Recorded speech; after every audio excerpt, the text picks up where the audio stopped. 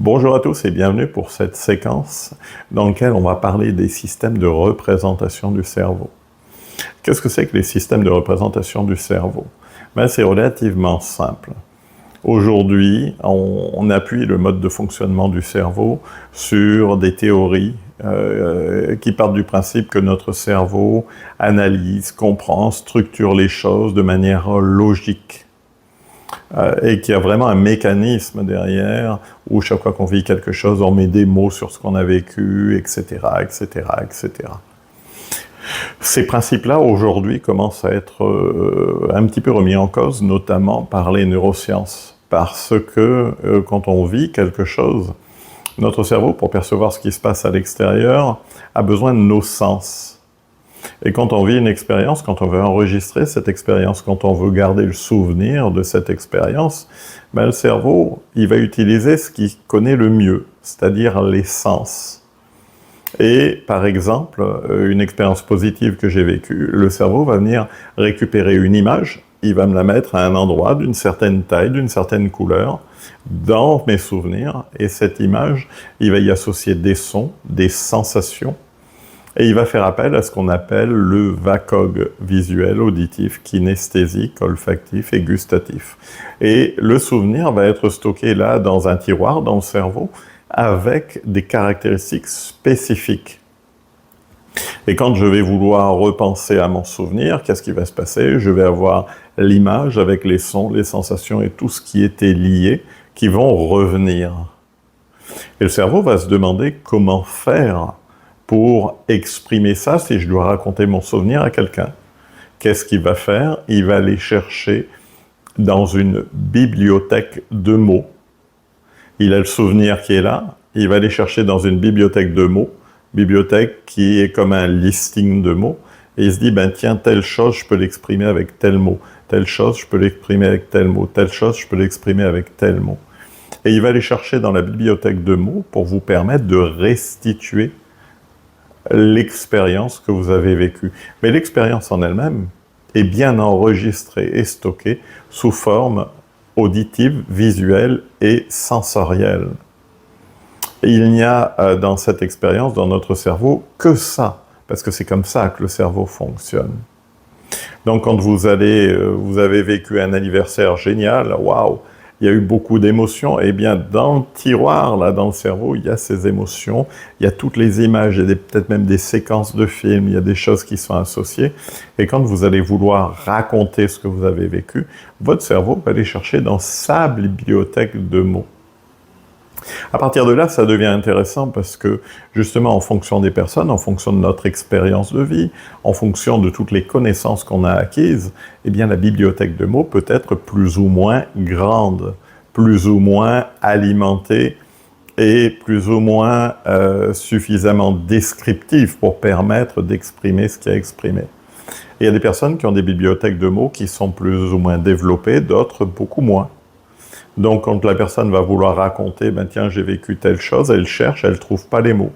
Donc, elle va chercher des mots à peu près pour exprimer ce qu'elle a vécu. Et puis une autre va exprimer encore d'autres choses, et puis une autre...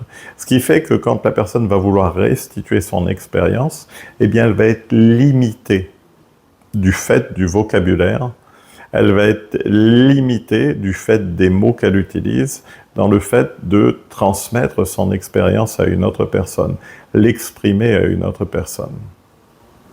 En plus de ça, on a ce qu'on appelle des filtres. On a des filtres sociologiques, on a des filtres culturels, on a des filtres de généralisation, on a des filtres de distorsion, on a des filtres d'omission, qui sont des filtres naturels et automatiques, qui là aussi sont dus à notre expérience de vie. C'est-à-dire que quand on va vivre cette expérience qui vient de l'extérieur et qu'on va l'amener à l'intérieur, eh bien on va un petit peu déformer déjà la réalité. Et quand on va l'enregistrer, qu'on va l'intégrer dans notre bibliothèque avec des images, avec des sons, avec des sensations, ça va déjà être quelque chose qui pourrait être peut-être un peu loin de la réalité. Et quand on va vouloir le restituer, on va reprendre cette image, ces sons, ces sensations, on va chercher des mots et on va essayer de les ramener.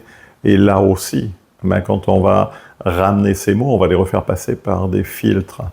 Et quand on les refait passer par ces filtres, ben, quand on doit l'exprimer avec des mots, exprimer quelque chose qu'on a vécu, on va être très très loin de la réalité vécue. En plus, la bibliothèque de mots n'est pas la même pour tout le monde. Et les mots n'ont pas la même signification pour tout le monde. En effet, un mot pour une personne va avoir un sens. Par exemple, si jamais je prends le mot colère, il va avoir un sens particulier avec une certaine intensité, avec plein de représentations derrière. Et une autre personne n'aura pas la même définition du mot colère. Et une autre personne en aura encore une autre définition. Ce qui fait que les mots n'ont pas vraiment les significations auxquelles on pourrait s'attendre, et elles peuvent être très différentes d'une personne à l'autre. Donc, quand vous allez exprimer quelque chose, vous allez exprimer, vous avez vécu une expérience, vous l'exprimez avec certains mots. Ces mots ne représentent pas exactement l'expérience que vous avez vécue, mais en plus, la personne en face n'a pas forcément le même traducteur de mots. Donc, quand elle va vous entendre, elle va mettre sa signification avec ses ressentis, avec ses images, avec ses sons. C'est là qu'on prend conscience que la communication peut être complexe et difficile. C'est là qu'on prend conscience que finalement, les mots qu'on utilise pour s'exprimer au quotidien, eh bien, amènent beaucoup de mauvaises interprétations, amènent beaucoup de déformations des choses réellement vécues. Quand vous échangerez avec des personnes, c'est la raison pour laquelle il est important de reformuler. Reformuler toujours ce que vous êtes en train de vivre, tout ce que vous êtes en train d'exprimer. Quand vous écoutez une autre personne, reformulez ce qu'elle vient de vous dire pour être sûr que vous parlez de la même chose.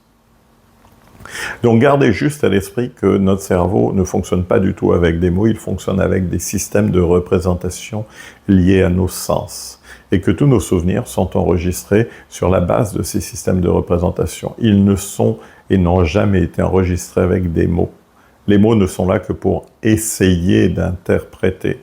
Et comme essayer est voué à l'échec, eh bien forcément, quand vous allez essayer de restituer quelque chose, vous ne restituerez pas avec les bons mots, avec les bons modèles, vous restituerez quelque chose d'approximatif. Voilà, ça me semblait important de faire cette petite séquence sur les systèmes de représentation. Merci et à plus tard pour une autre vidéo.